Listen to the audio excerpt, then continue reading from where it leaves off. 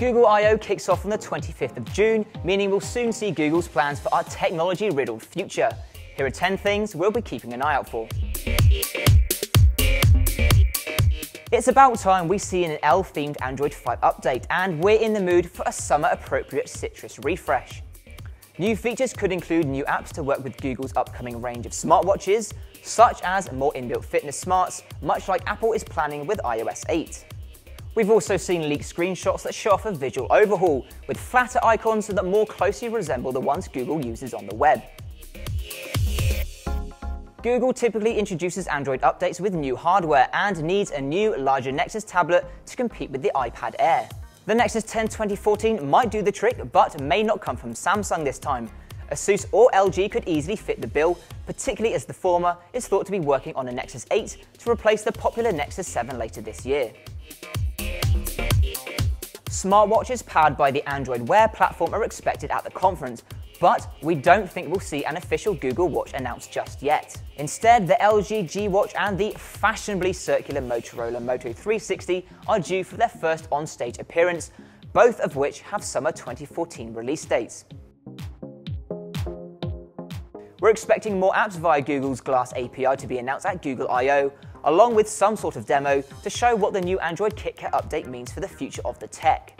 Anything more than a consumer preview is unlikely, but a release date for an international rollout would please us folks in the UK and Australia. Google sold a load of Chromecast dongles, but this doesn't really mean much if there aren't more apps available for it. It's got a long way to go before it catches up with the likes of Apple TV, Roku 3 and the Roku streaming stick, and Amazon Fire TV is also hot on its trail. This could all change at Google I/O though, where we're expecting a load of app announcements and possibly some sort of AirPlay rival to support Android device mirroring. Google has beaten iWatch to the punch with Android Wear, but when it comes to in-car infotainment, Apple has the upper hand. We expect to see something unveiled at some point in 2014, and if we're honest, Google doesn't have to do much to catch up.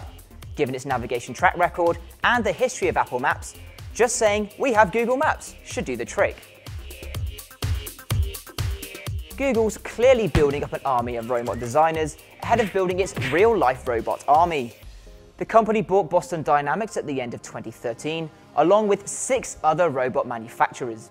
Are we in for a Jetson-style future, or are Google bots intended for manufacturing purposes? Hopefully, we'll find out why they're so important to Google at I/O.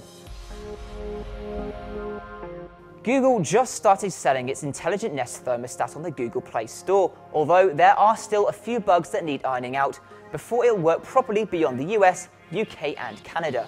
We may see a fix at Google I/O and perhaps even a few other home inventions in need of a high-tech tune-up. Phone upgrades could happen piecemeal thanks to Project Ara, an initiative to create modular phones with upgradable parts. It's an ambitious idea that doesn't exactly make room for ultra-slim form factors, but could save users money and reduce mobile waste. Project Ara could also lead to customizable tablets, smartwatches and even laptops in the future. We want to hear more about Google's ambitions at I/O.